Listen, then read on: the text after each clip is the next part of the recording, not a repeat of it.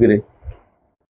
ওয়াসিত বাসীদের জন্য লেখা আকীদা, ওয়াসিত বাসীদের আকীদা না, ওয়াসিত বাসীদের জন্য ইবনে তাইমিয়া রহমতুল্লাহ আলাইহি কর্তৃক লেখা আকীদার বই। তিনি এসে বলছেন যে ওয়াসিত বাসীরা বলছেন যে আকীদার বিষয়ে আমাদের একটা কি দেন, খোলাসা দেন, তখন তিনি বইটা লিখছেন। তো ওয়াসিত বাসীদের জন্য তার এই বইটা আকীদার বই হিসাবে এখন পর্যন্ত আলহামদুলিল্লাহ স্বীকৃত, সারা দুনিয়াতে পড়া হচ্ছে। এবং এটা ওয়াসিত বাসীদের জন্য লেখা হইলো, এটা সবার জন্য, সবার জন্য, তাই না? আকীদার বই তিনি শুরু করেছেন প্রথমেই ইমানের মাসালা দিয়ে, তারপরে তাওহীদুর রুবুবিয়্যাহ আলোচনা করেছেন, তারপরে আসমা ওয়াস সিফাত আলোচনা করেছেন। আসমা ওয়াস সিফাতের ক্ষেত্রে আল্লাহর নামগুলির আলোচনা তিনি করেছেন, তাই না? এরপরে ইমান আনতেও বলেছেন, তারপরে তিনি সিফাতগুলি আলোচনা করছেন। সাধারণত সিফাতগুলির উপরে আপনি আলাদা কোনো বই পাবেন না ইবনে তাইমিয়ার বই ছাড়া, মানে পূর্ববর্তীদের মধ্যে এইভাবে ভিন্নভাবে লেখা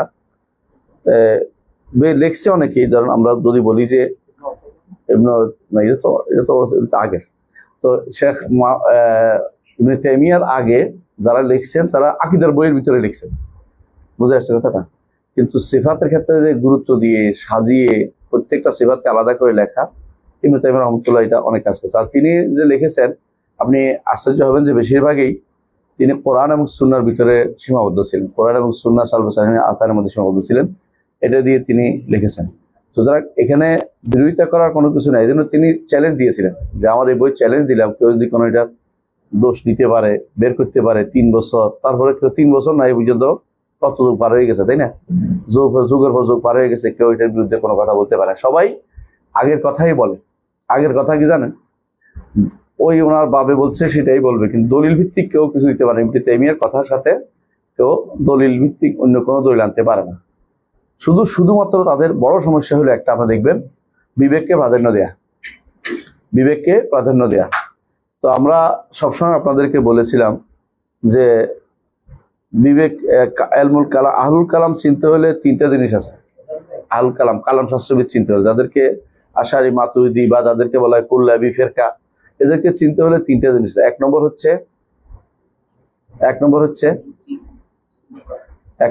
সবার আগে তারা কি করে, আকলকে প্রাধান্য দিবে, আকলকে প্রাধান্য, যুক্তিকে প্রাধান্য দিবে যে কোনো জিনিসে। 2 নম্বর হচ্ছে খবর ওয়াহিদ মানে না, অর্থাৎ হাদিসের ক্ষেত্রে যদি হাদিসটা মুতাওয়াতির পর্যন্ত না যায় তারা মানে না। এই হিসাবে বুখারীর বহু হাদিস তারা মানতে পারে না, এই জন্য তারা বুখারী পড়লেও এগুলি মানে না। এই জন্য দেখবেন ওরা অনেকে 40 বছর ধরে বুখারী পড়ে, 40 বছর বুখারী পড়ছে, কিন্তু বুখারী হাদিস মানে না, আমল করে না। কেন? তাদের নিকট এই হাদিসগুলো তাদের নিকট দলিল হিসেবে দেওয়া যাবে না, আকীদাকে দলিল হিসেবে দেওয়া যাবে না, বুঝে আসছে কথাটা। আর 3 নম্বর হচ্ছে তাওয়িল করে, অপব্যাখ্যা করবে, অপব্যাখ্যা করবেই করবে, অপব্যাখ্যা ছাড়া চলবে না। ওদের কবি বলছেন ওয়াকুল্লু মা আওহামাত তাশবিহা ফাওয়াদ আউল ওয়া রুম তানজিহা, যে যত কিছু তোমার মনে হয় যে এটা তো কেমনে হয়, এটা কেমনে হয়, এটা তো হইতে পারে না, তখনই সঙ্গে সঙ্গে এটার কি করো, অর্থশূন্য করো অথবা অপব্যাখ্যা দাঁড় করিয়ে দাও।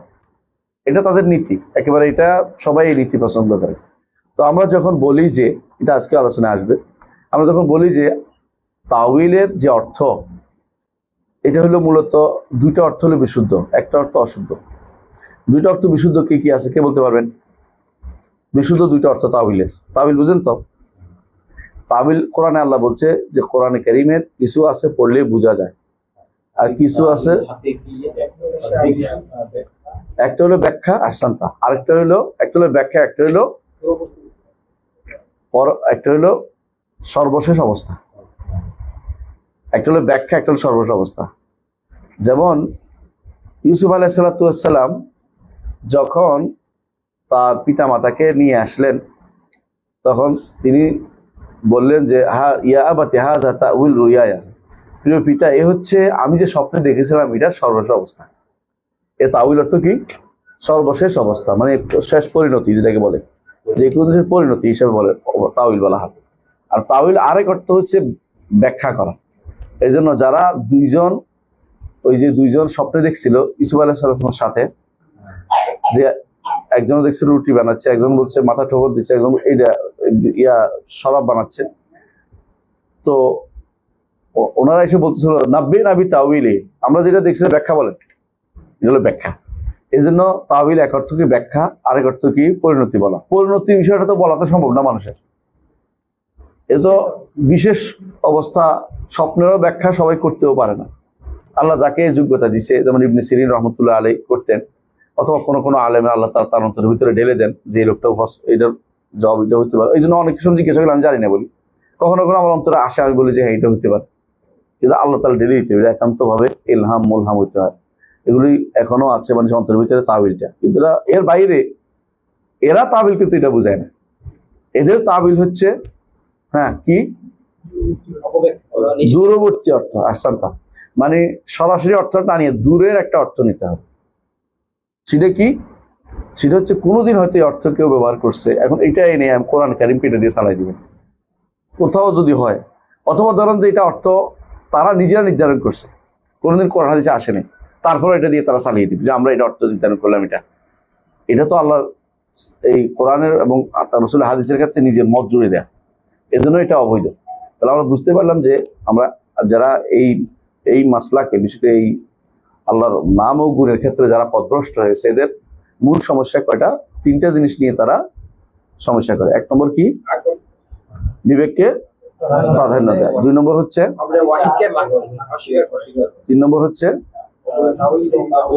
তাউইলকে বাধ্যতামূলক করে নেয়, যে তাউইল করতেই হবে, তাউইল ছাড়া চলবে না। মানে এই তাউইল বলতে অপব্যাখ্যাকে বোঝাচ্ছে, বুঝছেন তো? তাই এই অপব্যাখ্যা আমরা মানি না।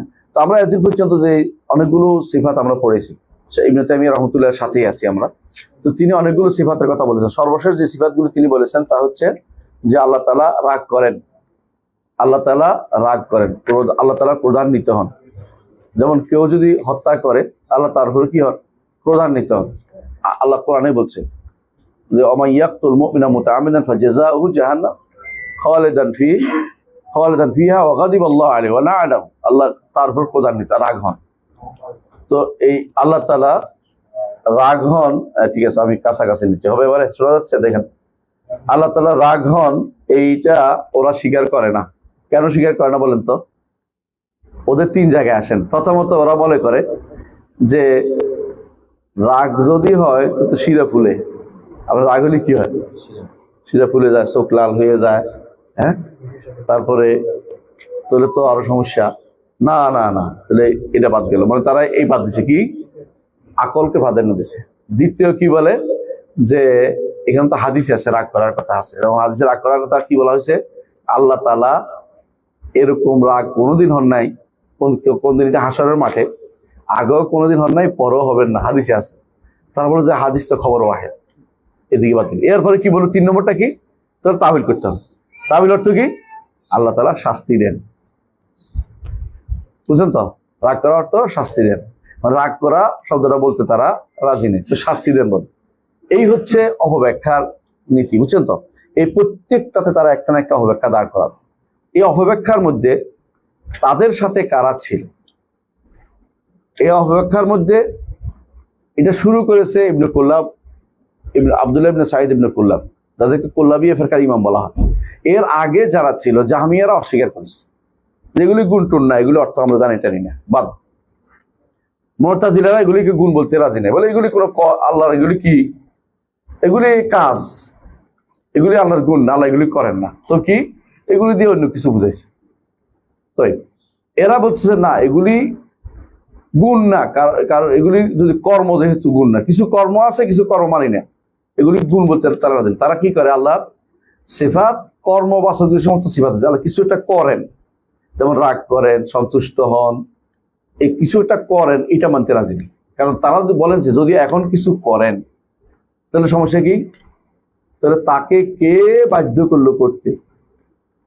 সুবহানাল্লাহ, তিনি ফাআলুল লিমা ইয়াশা, যা ইচ্ছা তা করবেন।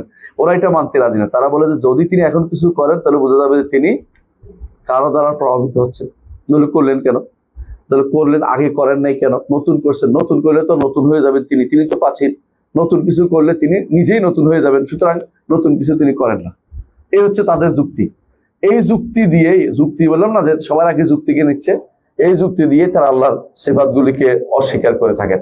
আমরা শুনতে পাচ্ছেন ভিতরে আচ্ছা, তো আল্লাহ সিফাত গুলো একটু বাড়াই দিন। হ্যাঁ, আল্লাহ সিফাত গুলিকে তারা অস্বীকার করে থাকে। তো আমরা গত পর্ব পর্যন্ত আল্লাহর উপর আল্লাহ তাআলা কাফেরদের উপর রাগ করেন, এটা আমরা পড়েছি, তাই না? এবং আল্লাহ তাআলা তাদেরকে লানত করেন। এগুলি আল্লাহর সিফাত কি? সিফাত ফেলিয়া, কর্মবাচক। আল্লাহ এই কাজগুলি করেন, এই জন্য কর্মবাচক গুণ। এগুলিকে তারা সিফাতও মানতে রাজি নেই, এগুলি তারা অপব্যাখ্যা করে। সিফাতও নয়, এগুলিকে অপব্যাখ্যা করে তারা। কারা করে এটা? কুল্লাবিয়ারা। কুল্লাবিয়া মানে হচ্ছে আশারি মাতুরিদি উভয় ফেরকার মূল হচ্ছে কুল্লাবিয়া। উভয় ফেরকার মূল কি? কুল্লাবিয়া ফেরকা। কুল্লাবিয়া ফেরকা কেন আসছিল? মনে রাখবেন, কুল্লাবিয়া ফেরকা তৈরি হয়েছিল মুতাজিলাদের বিরোধিতা করার জন্য, মুতাজিলাদের বক্তব্য রদ করার জন্য তারা তৈরি হয়েছিল। রদ করতে করতে কখন যে তারা ওদের বক্তব্য নিয়ে বসে আছে নিজেরা ভুলে গেছে। মানে মুতাজিলা দেখুন, আপনারা পড়ছেন কালামের মাসালাতে কথা, মুতাজিলা কি বলছে?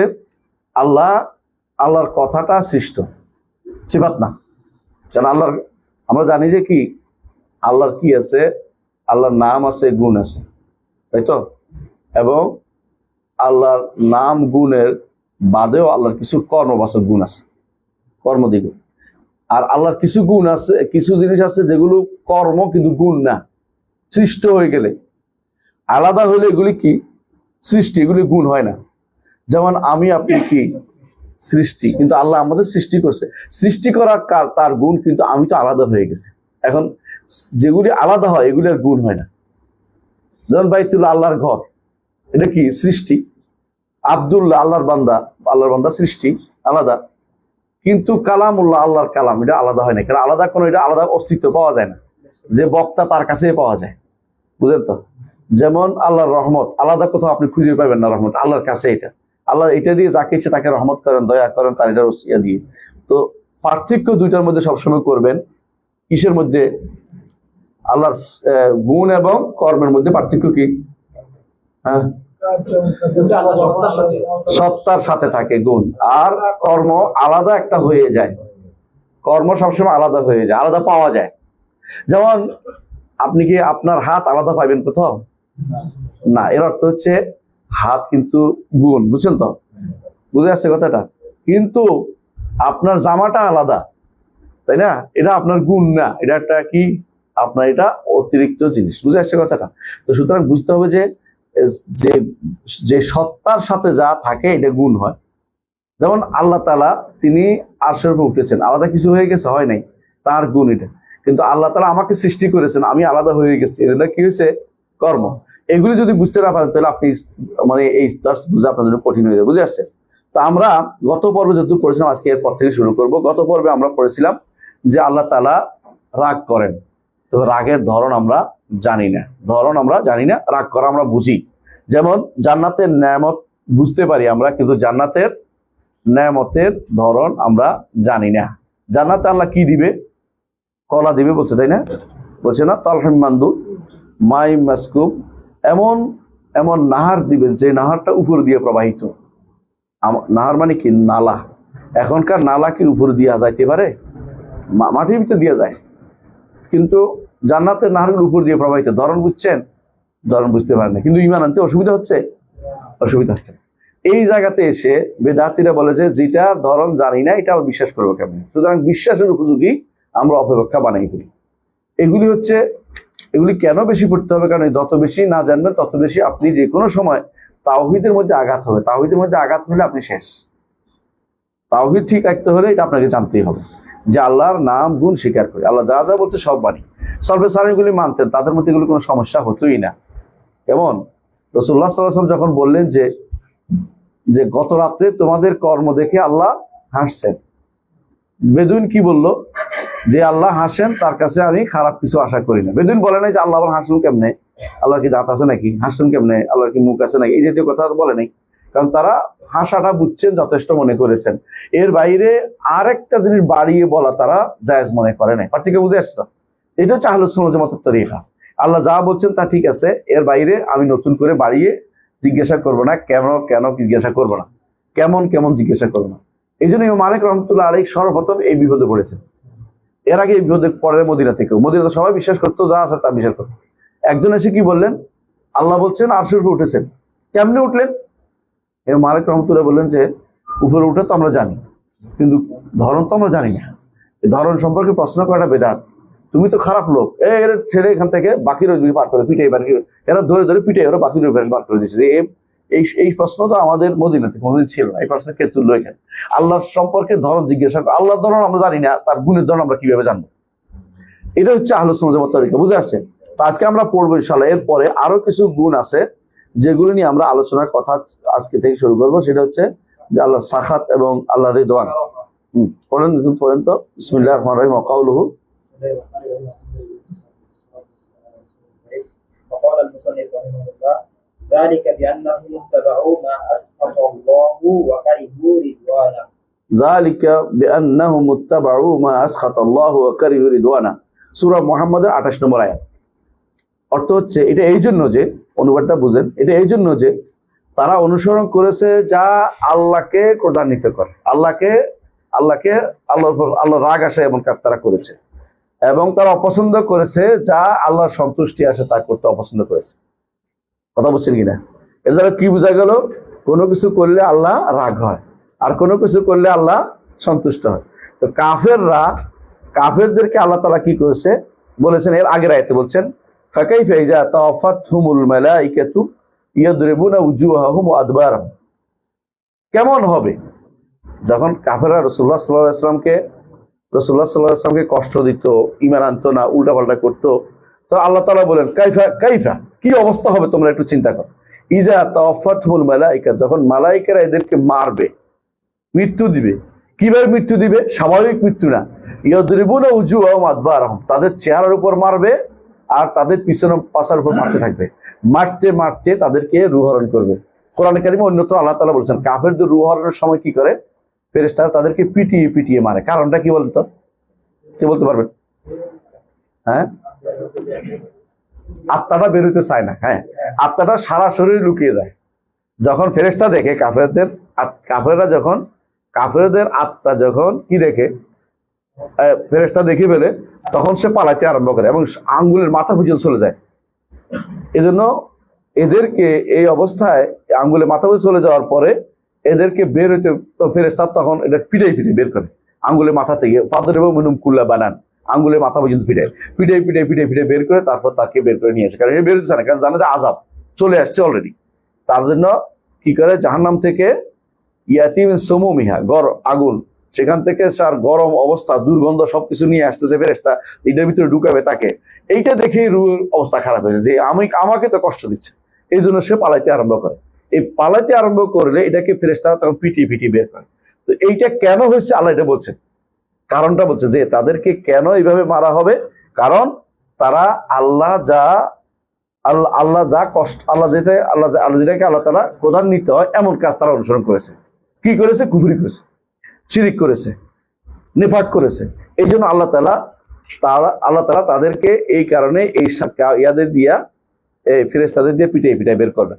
ওয়াকারিহু রিদওয়ানাহু, আল্লাহ সন্তুষ্টি যাতে আছে তা অনুসরণ করতে তারা অপছন্দ করেছে। আল্লাহ সন্তুষ্টি আছে কিসে? ইমানে। ইমান আনে না এই জন্য। তো এটা হচ্ছে এই আয়াতে আমরা দুইটা জিনিস পাইলাম। একটা কি? একটা হচ্ছে যে সাখাত এবং রিদওয়ান, যে আল্লাহ তাআলা তিনি কি করেন? ক্রোধান্বিত হন, আর আল্লাহ তাআলা কি করেন? সন্তুষ্ট হন। এদের নিকট আশারি মাতুরিদি বা কুল্লাবি ফেরকা, এদের নিকট আল্লাহ তাআলা ক্রোধান্বিত হন না, আল্লাহ তো ক্রোধান্বিত হন। তো এটার অর্থ কি?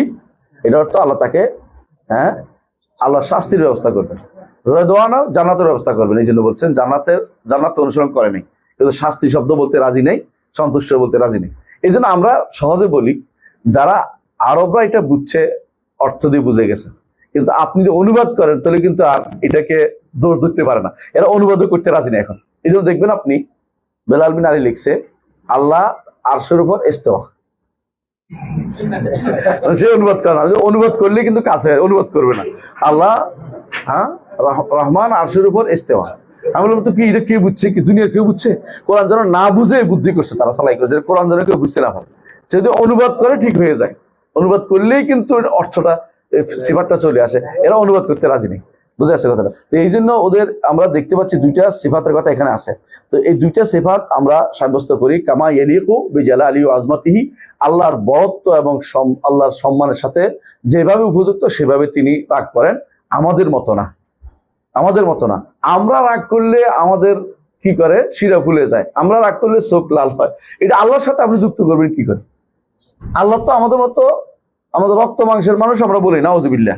তো আল্লাহকে আপনি আগে যখন মনে করতেছেন যে সৃষ্টির মতো, তখন আগে কি করছেন, তাসবিহ দিয়ে নিছেন।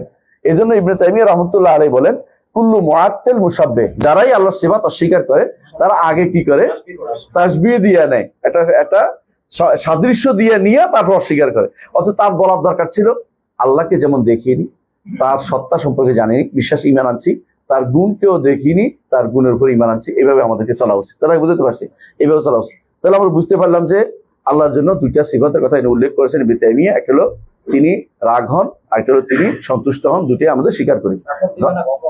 সাখাত মানে গদব, হ্যাঁ সাখাত মানে গদব। তো এইখানে দুইটা জিনিস আমরা দেখতে পাইলাম যে আল্লাহ তাআলার গুণের পাইলাম। আরেকটি শিক্ষা পাইলাম, এটা হচ্ছে আল্লাহ তাআলার কর্মগুলো, আল্লাহ তাআলার কাজগুলোর সাথে কারণ জড়িত আছে। যেমন তিনি বলছেন কেন এটা করেছেন, কারণ তারা কেন তাদেরকে পিটিয়ে বের করা হলো, কারণ তারা আল্লাহর সন্তুষ্টি অনুসরণ করে নাই। তো বোঝা গেল আয়াত থেকে আমরা এটাও বুঝি যে আল্লাহর কাজের মধ্যে কি আছে, কোনো না কোনো কারণ আছে। আমরা বুঝতে পারলে আলহামদুলিল্লাহ, না বুঝতে পারলেও আলহামদুলিল্লাহ। তবে হাকিম লা ইয়াখলুল হিকমা, হাকিম যিনি রব্বুল আলামিন, তার কাজের মধ্যে হিকমতের কোনো অভাব নাই। আপনি হয়তো মনে করেন যে এই কাজটা হলো না, মনে খুব দুঃখ, কিন্তু আপনি চিন্তা করবেন যে আল্লাহ তাআলার এই কাজের মধ্যে হিকমত আছে, আপনি মেনে নেবেন, বলবেন যে কাদ্দার আল্লাহু ওয়া মা শাআ ফাআল, আল্লাহ এটা মঞ্জুর করেছেন, নির্ধারণ করেছেন, আল্লাহ যা চেয়েছেন তাই শুদ্ধ, আল্লাহ যা আছেন তাই ঠিক, এটা আপনি মনে রাখতে হবে। এইটা যদি আপনি করতে পারেন, আপনি ইমানের মধ্যে আছেন, সুন্দর জায়গায় ইমানের মধ্যে আছেন। আর যদি এটা নিয়ে বাড়াবাড়ি করেন, কেন হইলো, কেন কেন প্রশ্ন করেন, এই জবাব আপনি পাবেন না, আপনি ইমানের মধ্যে খলল আসবে, আপনি আল্লাহর ফয়সালাতে সন্তুষ্ট প্রকাশ করলেন না। কথা বলছেন তো? জি। তাহলে একটা গেল। আরেকটি শিক্ষা আমরা পাই, 3 নম্বর শিক্ষা হচ্ছে যে একটা গোষ্ঠী মনে করে যে আল্লাহর মানুষদের শাস্তি দিবে, যে এইটার সাথে তার কোনো মানুষের কর্মের কোনো সম্পর্ক নেই। এরা কারা মনে করে বলেন তো? এরা মনে করে এটা হচ্ছে মূলত যারা জাবারিয়া এবং কাদারিয়ারা। জাবারিয়ারা মনে করে আল্লাহ এমনি মানুষের জান্নাত দিবে, জান্নাত দিবে তার ইচ্ছে, শুধু কোনো কারণ নেই। আর কাদারিরা মনে করে আমরাই জান্নাত জাহান্নামের ব্যবস্থা করে নেই, আল্লাহ কেন দিবে। দুই গোষ্ঠী কিন্তু এর মধ্যে ভুলের মধ্যে আছে, বুঝছেন তো? এর মধ্যে যেটা বিশুদ্ধ সেটা কি, আল্লাহ তাআলা কাজটাও নির্ধারণ করেছেন, কাজটা করতেও তিনি তৌফিক দেন, করলে তিনি সাজা দিবেন, হ্যাঁ যাজা দিবেন। আর যদি গুনার কাজ হয় তিনি সাজা দিবেন, ইমানের কাজ হলে তিনি যাজা দেবেন, পুরস্কার দিবেন। এটা আল্লাহ এইভাবে নির্ধারণ করেছেন। আল জাযাউ মিন জিনসিল আমল, যে কোনো কাজ, যে কোনো পুরস্কার আমলের সাথে রিলেটেড করে দিয়েছেন আল্লাহ তাআলা। জান্নাত দিবেন কারণ তিনি আমাকে একটা কাজ করতে সুযোগ দিয়েছেন। কেমন? এটা কিন্তু বিনিময় বলি না, আমরা কি বলি, এটা কারণ হিসেবে বলি। তাহলে এই জায়গাতে এসে কাদারিয়া জাবারিয়া দুই গোষ্ঠী ফেল মারছে। আরেকটা গোষ্ঠী এখানে ফেল করছে, সেটা কি, তারা যারা বলে থাকে যে আল্লাহ তাআলা, যারা বলে কাদের আল্লাহ তাআলা ইচ্ছা করলে সবাইকেই জাহান্নাম দিয়ে দিতে পারে, ইচ্ছা করলে সবাইকে জান্নাত দিতে পারে কোনো কারণ ছাড়া। এরা কারা? এরা হলো মুতাজিলা না, এরা হচ্ছে মাতুরিদিরা। এরা বলে যে হিকমত নাই, ওর মাতুরিদি আশারি আফান, এরা আশারিরা আল্লাহর কোনো কাজের মধ্যে হিকমত খুঁজে না, বলে আল্লাহ এমনি দিয়ে দেয়। এটা কিন্তু ঠিক না, বরং আল্লাহ তাআলা প্রত্যেকটা কাজের কি আছে, হিকমত আছে। আমি জানতে পারিও নাও জানতে পারি, হ্যাঁ। আল্লাহ তাআলা ইবলিসকে কেন সৃষ্টি করেছেন, এটা হিকমত জানতেও পারি নাও জানতে পারি, কিন্তু হিকমত অবশ্যই আছে। কিন্তু এরা বলে যে, আশারিরা বলে যে হিকমত নাই, তারা হিকমতকে অস্বীকার করে। যারা হিকমতকে অস্বীকার করে তারা আল্লাহ তাআলার ইমানের ক্ষেত্রে তাদের খলল আছে। বুঝা যাচ্ছে কথা? আল্লাহর উপর ইমানের সাথে খলল আছে, কারণ তিনি হাকিম। এই জন্য তিনি বারবার বলছেন যে তিনি হাকিম। ইন্না রাব্বাকা হাকিমুন আলিম, ইন্না রাব্বাকা আলিমুন হাকিম, বারবার তিনি বলেছেন হাকিম তিনি। হিকমতকে অস্বীকার করা হচ্ছে তার নাম এবং গুণকে অস্বীকার করা। এই জন্য তাদের এবারে ভুলের মধ্যে আছে। আরেকটা গোষ্ঠী আছে যারা মনে করে যে এটা বাধ্যতামূলক, মানে তার আমলের যা যা দিবেন না কেন দিতে বাধ্য। এরা কারা? মুতাজিলারা মনে করে যে আল্লাহ তাআলা, আমি একটা নামাজ পড়ছি, আল্লাহ এটা সব না দিলে কোথায় যাবে, সব দিতে হইব, মানে এই জাতীয় কথাবার্তা হলো মুতাজিলার কথা। মানে আল্লাহকে কোনো কিছু বাধ্য করে ফেলে। আর আমরা বলি কি, এটা একটা কারণ যে আল্লাহ আমি এটা কাজ করেছি, আল্লাহ এটার কারণে আল্লাহ আমাকে জান্নাত দিবেন, আমি এটা চাইবো আল্লাহর কাছে, নত থাকবো, তাহলে আল্লাহ দিবেন। আর যদি অহংকারী হয়ে যায়, বোঝা গেল আমারটা কবুল হয়নি, আমি অহংকারী হয়ে গেছি, তাহলে আমি আল্লাহর কাছে কাজ করব আর সাথে চাইবো আল্লাহ আমি কিছু করেছি, হ্যাঁ আপনি কবুল করেন। যেমন ইমানদাররা কি বলে, রব্বানা ইন্নানা আমান্না, আল্লাহ আমরা ইমান আছি, ফাগফির লানা, শুধু আমাদের ক্ষমা করে দেন। বুঝে আসছে কথাটা? তারা এটা বলে না যে ইমান তো আনছি, ক্ষমা না করে কই যাবেন, নাউজুবিল্লাহ, এটা বলে না। আবার এটাও বলে না যে ইমানের সাথে ক্ষমার কোনো সম্পর্ক না, এটাও তারা বলে না। আহলে সুন্নাত ওয়াল জামাতের আকীদা হচ্ছে এই জন্য সবসময় কোরআন সুন্নাহ ভিত্তিক, আর অন্য বাকি ফেরকাগুলো সবসময় এই বাড়াবাড়িতে লিপ্ত আছে না বুঝার কারণে। এটা একটা বুঝে আসছে, তাই না? আরেকটি জিনিস পাইলাম আমরা এই থেকে, আয়াত থেকে, সেটা কি যে আল্লাহ যেটাকে পছন্দ করেন, এটাকে যদি কোনো কেউ মন থেকে অপছন্দ করে বসে, তো এটা নিন্দনীয় জিনিস, এটা নিন্দনীয় জিনিস। হ্যাঁ, সুতরাং আবার অনুরূপভাবে আল্লাহ যেটা পছন্দ করেন, এটা যদি আপনি অপছন্দ করেন, এটা নিন্দনীয় জিনিস। কোরআনে কারীমে আল্লাহ তাআলা এটা বলেছেন, কি বলেছেন? কুতিবা আলাইকুমুল কিতাল ওয়া হুয়া কুরহুল লাকুম ওয়া আসা আন তাকরাহু শাইআন ওয়া খায়রুল লাকুম ওয়া আসা আন তুহিব্বু শাইআন ওয়া শাররুল লাকুম। তোমাদের জন্য কেতাল বা সংগ্রামের বা যুদ্ধের নির্দেশনা দেওয়া হয়েছে। সাহাবায়ে কেরাম, তোমাদের কাছে যুদ্ধ করতে কষ্টকর, কিন্তু এটা তোমাদের কষ্ট হলে এটা তোমাদের জন্য কল্যাণকর। আবার অনেক কিছু তোমরা ভালোবাসো, এটা তোমার জন্য কল্যাণকর না। ঘরে থাকতে সবাই ভালোবাসে, কিন্তু কল্যাণকর নাহলে পৃথিবীতে ইসলাম আর প্রসারিত না, যদি মদিনাতে সবাই বসে থাকতো। কথা কি বোঝেন নাই? তাহলে আপনাকে এরা যে দাওয়াতের কাজে বের হয়েছে, এটা কষ্টকর, কিন্তু তারা না বের হলে আমরা ইসলামের কিছুই পেতাম না। এই জন্য আল্লাহ তাআলা বলছেন যে আল্লাহ তাআলা যেটা পছন্দ এটা করেন। আপনি দেখেন যে এটা আল্লাহর দ্বীনের পক্ষে গেছে, এটা কষ্ট হইলেও এটা আপনি পছন্দ করেন, কষ্ট হইলো আপনার, হ্যাঁ। আর যেটা কষ্ট আল্লাহ তাআলা দ্বীনের বিপক্ষে গেছে, আপনার ভালো লাগতেছে, এটা আপনি পছন্দ করতে পারবেন না, এটা আপনি পছন্দ করতে পারবেন না। এই জন্য আল্লাহর পছন্দনীয়টাকেই আপনার পছন্দনীয় বানিয়ে ফেলেন। এই জন্য রাসূলুল্লাহ সাল্লাল্লাহু আলাইহি ওয়াসাল্লাম যেটা বলেছেন, এই হাদিসটা বুখারী মুসলিমে আসছে, তোমাদেরকেও ঈমানদার হইতে পারবে না যতক্ষণ পর্যন্ত সে আমাকে তার নিজ পিতা মাতা আর সবার থেকে বেশি না ভালোবাসবে। কারণ আল্লাহ তার রসুলকে ভালোবাসেন, আপনিও এই জন্য রসুলকে ভালোবাসবেন। কথা বুঝছেন তো? রসুলের ভালোবাসার ক্ষেত্রে আপনি এই জন্য এটাকে গুরুত্ব বেশি দিবেন, কারণ আল্লাহর ভালোবাসার জায়গা যেন আপনার ভালোবাসা একরকম হয়ে যায়। আল্লাহ এটা ভালোবাসেন, আমি এটা ভালোবাসবো। আল্লাহ এটা পছন্দ, যেমন পিতা মাতা রেদা রব্বে ফি রেদাল ওয়ালিদাইন, পিতা মাতার সন্তুষ্টির মধ্যে আল্লাহর সন্তুষ্টি রয়েছে। পিতা মাতার সঙ্গে আল্লাহ সন্তুষ্টি, আপনি পিতা মাতার সন্তুষ্টির দিকে যাবেন। যতক্ষণ পর্যন্ত পিতামাতা আল্লাহ শরীয়ত বিরোধী কথা না বলবে, অতক্ষণ পর্যন্ত তাদের কথা শুনতে থাকেন। পিতামাতা যদি বলে যে আমার তোর টাকা পয়সা দিয়ে দিবে, এটা তো কষ্টকর, ওনার কি দরকার টাকা, এটা কইেন না, মানে দিবে চাইছে দিয়ে দেন, এটা রাসূলুল্লাহ শিক্ষা। তিনি কি বলেছেন, যখন বললেন যে এক লোক এসে কি বললো, ইয়া রাসূলুল্লাহ আমার পিতা আমার সম্পদ নিয়ে যেতে চায়, রাসূল কি বলেন? তোমার সম্পদ আনতা ওয়া মালুকা লিআবিকা, তুমি এবং তোমার পিতা উভয়টাই তোমার পিতার সম্পদ। তুমি এবং তোমার সম্পদ সবই তোমার পিতার সম্পদ, মানে তুমি এবং তোমার পিতা উভয়টাই তোমার পিতার সম্পদ। তো তুমি আমার কাছে অভিযোগ দিতে আসছে কেন? মানে পিতা সন্তানের মালিক এবং সন্তানের সম্পদেরও মালিক, এটা ইসলামের নির্দেশনা। আমি বুঝাতে চাচ্ছি এটাই যে এই যেহেতু আল্লাহর সন্তুষ্টি আছে পিতা মাতার সন্তুষ্টিতে, আপনিও এই সন্তুষ্টিতে চলে যাবেন।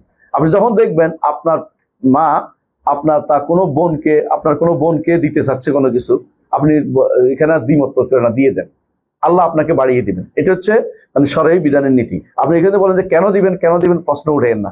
হ্যাঁ, তিনি তো অন্যায় করেন, আপনি ধর বেশি অন্যায় কেন বুঝেই বলবেন যে এটা দিলে তো আমার খুশি হয়ে যাচ্ছে, এটা বুঝে। তারপরেও যদি তিনি বলেন যে দে, আমি বলছি দিয়ে দিবেন, কারণ আল্লাহর সন্তুষ্টি এখানে রয়েছে। পিতা মাতার সন্তুষ্টির ক্ষেত্রে যতক্ষণ পর্যন্ত না শরীয়ত বিরোধী কাজে হয়। যদি বলে যে হ্যাঁ মাজারে দেন, দিতে পারবেন না, বুঝলেন না কথাটা? যদি বলেন যে হারামে ব্যবহার করে, দিতে পারবেন না। কিন্তু হালাল জায়গাতে, দানের জায়গাতে পিতামাতা যদি কোনো আপনার সম্পদ হতে, আপনি বিরোধিতা করতে পারবেন না। সন্তুষ্টির জায়গাতে বলতেছি, তো পিতামাতার সন্তুষ্টির জায়গাতে আপনার সন্তুষ্টি যেন থাকে। আমি বোঝাতে চাচ্ছি এটাই যে এই হাদিসটা আমরা বুঝলাম যে কখনো কখনো অনেক কিছু আছে আপনার কাছে পছন্দ হচ্ছে না, কিন্তু এটা কিন্তু পছন্দ হওয়ার বিষয় আল্লাহর পছন্দের জায়গা। তো আপনার পছন্দ থেকে তখন আল্লাহর পছন্দের জায়গার মতো করে ফেলেছে, যে আল্লাহর পছন্দনীয় জিনিস যেহেতু আমি এটাকে করবো। এটার নাম হচ্ছে রেদা বিল কাদা, ফয়সালাতে সন্তুষ্টি প্রকাশ করা, আল্লাহর ফয়সালাতে সন্তুষ্টি প্রকাশ করা। এইটা যদি সত্যিকার অর্থেই আপনি আল্লাহকে ভালোবেসে থাকেন, এটা আপনার অটোমেটিকলি আসবে। এই জন্য আল্লাহ তাআলা কি বলছেন, কুল ইন কুনতুম তুহিব্বুনাল্লাহ ফাত্তাবিউনি ইউহিব্বুকুমুল্লাহ, যদি তোমরা সত্যি আল্লাহকে ভালোবেসে থাকো, তাহলে আমার অনুসরণ করো। তো রাসূলের অনুসরণটা আল্লাহর প্রিয়, এই জন্য আমাদেরকে রাসূল অনুসরণ করতে বলছে। প্রিয় জায়গাতে আমি যেন রাসূলের অনুসরণ করে চলি। এই জন্য আপনি যদি যত বেশি এই জায়গাতে আপনি ভালোবাসবেন, আল্লাহ আপনাকে ইউহিব্বুকুমুল্লাহ, আল্লাহ আপনাকে ভালোবাসবেন, আল্লাহ আপনাকে ভালোবাসবেন। এই জন্য কোরআনে কারিমে এই আয়াতটি দেখেন, সূরা তাওবার 24 নম্বর আয়াতে, কুল ইন কানা আবাউকুম ওয়া আবনাউকুম ওয়া ইখওয়ানুকুম ওয়া আজওয়াজুকুম ওয়া আশিরাতুকুম ওয়া আমওয়ালুন ইখতারাফতুমুহা ওয়া তিজারাতুন তাখশাউনা কাসাদাহা ওয়া মাসাকিনু তারদাউনা আহাব্বা ইলাইকুম মিনাল্লাহি ওয়া রাসূলিহি ওয়া জিহাদিন ফি সাবিলিহি ফাতারাব্বাসু হাত্তা ইয়াতি আল্লাহু বিআমরিহি। অর্থ বুঝাই বলি, কুল, হে নবী আপনি বলে দিন, যদি তোমাদের পিতা, তোমাদের সন্তানরা, তোমাদের ভাইরা, তোমাদের স্ত্রীরা, তোমাদের জ্ঞাতি গোষ্ঠীরা, তোমাদের সম্পদ যা তোমরা অর্জন করেছো, তোমাদের ব্যবসা বাণিজ্য এবং যা তোমরা আটটা বলে সওয়ারুস সামানিয়া বলে এটাকে, যা তোমরা কি করো ভয় পাও যে এটা কখন না শেষ হয়ে যায়, হ্যাঁ টাকা শেষ হয়ে যাবে, ধরে রাখার মতো জিনিস, এই জন্য ধরে রাখেন। ও মাসাকিন, বাড়িঘর, তার দাও না, যেটা তোমরা অনেক সুন্দর করে বানাইছো বাড়িঘর, এগুলি যদি কোনো আল্লাহ এবং তার রসুল এবং আল্লাহ রাস্তার জিহাদ থেকে বেশি প্রিয় হয়ে যায়, তাহলে অপেক্ষা করো, আল্লাহ তার শাস্তি নিয়ে তোমাদের অপেক্ষা করছে। এই সওয়ারুস সামানিয়া বলে 8টি জিনিস মানুষকে দুনিয়ার জীবনে আল্লাহ সন্তুষ্টি বিধান থেকে বাধা দেয়। 1 নম্বর হচ্ছে অনেক সময় বাবার দিনের উপর থাকতে চায়, যেমন বাবার দিনের উপর থাকতে চায় নেয় কে? আবু তালেব। আবু তালেব বাবার দিনের উপর থাকতে চাইছে, এই জন্য মুহাম্মদ সাল্লাল্লাহু আলাইহি ওয়াসাল্লামের কথা শুনে নাই, কথা বুঝেন নাই। আও আবনাউকুম, অথবা সন্তানের জন্য মানুষ অনেক সময় কি করে, দিনের গ্রহণ করে না, যে আমার সন্তানরা কি বলবে, আমি দিতে পারি না, আমার সন্তানরা আমাকে ছেড়ে চলে যাবে, এই বৃদ্ধ বয়স আমি কই যাবো, কিন্তু আল্লাহর দিন গ্রহণ করে না, আকিদা গ্রহণ করে না, এটা একটি গোষ্ঠী আছে। কখনো কোনো ভাইয়ের কারণে কেউ হক নেয় না, কখনো কোনো স্ত্রীর কারণে হক নেয় না, কখনো কোনো জ্ঞাতি গোষ্ঠীর কারণে হক নেয় না, কখনো কখনো সম্পদ নষ্ট হয়ে যাবে, বিশাল সম্পদের অধিকারী যদি আমি এটা করতে যাই, এখন যতগুলি টাকা আমি হারাম দিয়ে রোজগার করছে, অনেকে আছে না, বিশাল বিশাল ব্যাংক লুট করে ফেলছে, এখন যদি কোনো আমি হক নেই তো আমি ফকির হয়ে যাবো, না না এটা নিবই না, এরকম যদি হয়। অথবা যদি কোনো বাড়িঘর করেছে কেউ দুবাইতে অনেক বিলা কিনেছে, ধরেন না অনেকে আছে, এখন যদি সেখানে যদি কোনো আমি হকের পথে থাকি, চলে আসি, তাহলে দুবাই বিলাগুলি কি করব, এই চিন্তায় যে ব্যক্তি হক নিচ্ছে না, আল্লাহ তাকে বোঝা গেল সে আল্লাহকে বেশি ভালোবাসে নাই, আল্লাহকে বেশি, রাসূলকে বেশি ভালোবাসে নাই, আল্লাহকে বেশি ভালোবাসে নাই, এবং আল্লাহর রাস্তায় পরিত্যাগ করার মতো মানসিকতা তার তৈরি হয় নাই। সাহাবায়ে কেরাম কি করেছে, সুহাইব রুমি রাদিয়াল্লাহু আনহু, নাম শুনেছেন আপনারা, মদিনাতে তিনি সকালে একটা জামা পরতেন, বিকালে আরেকটা জামা পরতেন, এরকম তিনি ধনী ছিলেন। সকালে এক জামা, বিকালে এক জামা, দুটো পরতেন না, মানে এত ধনী ছিলেন, এত ধনী ছিলেন। মদিনাতে মক্কাতে এই অবস্থা ছিলেন তার, এবং মক্কা থেকে যখন তিনি ইসলাম গ্রহণ করেছেন, তখন তারা বললো, আমাদের মক্কাতে এসে তুমি ব্যবসা করে ধনী হয়েছো, তুমি তো এই সম্পদ নিতে পারবে না। বলছে ঠিক আছে, সম্পদ নিয়ে যাও, একটু চিন্তা করে নেই। তারপর বলছে, তোমার স্ত্রী, তুমি মক্কাবাসী মেয়ে বিয়ে করছো, এই মেয়ে তুমি নিতে পারবে না। বলছে ঠিক আছে, নিব না। তো বলছে তোমার গায়ের কাপড়টা খুলে দিতে হবে, কেন? এটা এখানে এসে তুমি কাপড়টা কিনছো। মানে এরা এত বেশি জিরা পাচ্ছে, বারবার কাপড় আটকাচ্ছে, যাতে করে উনি যেন দিন থেকে ফিরে আসে। কিন্তু উনি বলছে ঠিক আছে, কাপড় খুলে দিলাম। একজন থেকে চেয়ে নিছে যে একটু আমার 70 টাকার মতো একটা কাপড় আমাকে দাও। এই কাপড় দিয়ে তিনি চলে গেছেন মদিনা, কিছু আমাকে আটকায় না, আমি চলে যাই মদিনা। মদিনায় গেছে, রাসূলুল্লাহ সাল্লাল্লাহু আলাইহি ওয়াসাল্লাম দেখে বললেন, রাবেহা সোহাইব লাভবান হয়েছে, সোহাইব লাভবান হয়েছে। লাভটা কি হয়েছে? আখিরাতের জন্য তার সব পেয়েছে, দুনিয়া তাকে বর্জন করেছে আল্লাহর জন্য। এটা হচ্ছে প্রমাণ যে আপনাকে আল্লাহর জন্য সব পরিত্যাগ করতে হবে। দরকার হলে আপনার সম্পদ, পরিবার, পরিজন সব পরিত্যাগ করো, তারপর আল্লাহকে আপনি সবার আগে বেশি ভালোবাসতে হবে। এইটাই এই আয়াতে প্রমাণিত হলো যে আল্লাহর ভালোবাসা কি করতে হবে, সব জায়গায় প্রাধান্য দিতে হবে আপনাকে। যদি এটা করতে পারেন, আল্লাহ আপনাকে ভালোবাসবেন, আল্লাহ আপনাকে ভালোবাসবেন। এইটা দ্বারা বোঝা যাচ্ছে আল্লাহর ভালোবাসা পাওয়া কি সম্ভব, এবং আল্লাহ ভালোবাসেন, এটা একটা গুণ। আল্লাহ যে ভালোবাসেন, একটা গুণ। কিন্তু আমরা আগেও বলেছি আপনাদেরকে যে বেদাতীরা আল্লাহর ভালোবাসা স্বীকার করে না। তারা কি বলে, ভালোবাসা অর্থ জান্নাত দেয়া, ভালোবাসা সওয়াব দেয়া। কারণ ভালোবাসলে কি হয় ওদের নিকট? হ্যাঁ, আবেগ চলে আসবে, আবেগ কাজ করবে। আল্লাহ তো আবেগ মুক্ত হইতে হইব। মানুষের উপর কেয়াস করে, মানুষের উপর কেয়াস করে অস্বীকার হচ্ছে। আল্লাহ বলছে আল্লাহ ভালোবাসবেন, এরা বলছে না ভালোবাসতে পারে। আরো অনেকগুলি কথা সামনে আসতেছে, আলোচনা করবো। তাই এটা আমরা পড়লাম, পরের আয়াতে পড়েন। এই আয়াতটা আমরা বুঝছি তো, সিফাতগুলি সাব্যস্ত হয়েছে, বুঝছেন তো? কোরআনে কারীম যখন পড়বেন, দয়া করে আপনারা প্রত্যেকেই যখনই কোরআন আয়াত পড়বেন, ইয়াদের কি কি সিফাত আছে এটা পড়বেন। এই আয়াতের মধ্যে কি আসমা আছে এটা পড়বেন, হুকুম আছে কি আছে, আকীদা কি আছে পড়বেন।